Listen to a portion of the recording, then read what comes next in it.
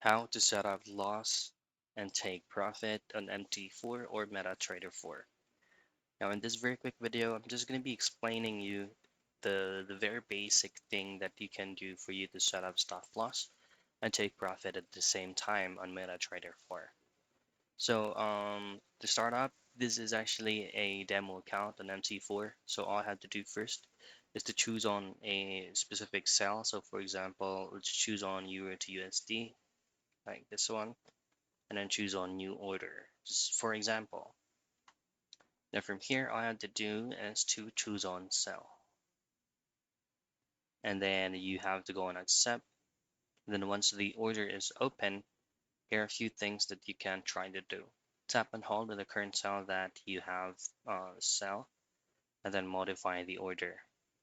Now, set up stop loss is actually below the numbers. When you would like to take profit, it's actually above the numbers. So if you would like to set up the stop loss, then you're gonna have to go below to these numbers or figures right here. And if you would like to take profit, it has to be above these numbers right here and choose on modify. And that's it. That's the most convenient way for you to set up stop loss and take profit on MT4.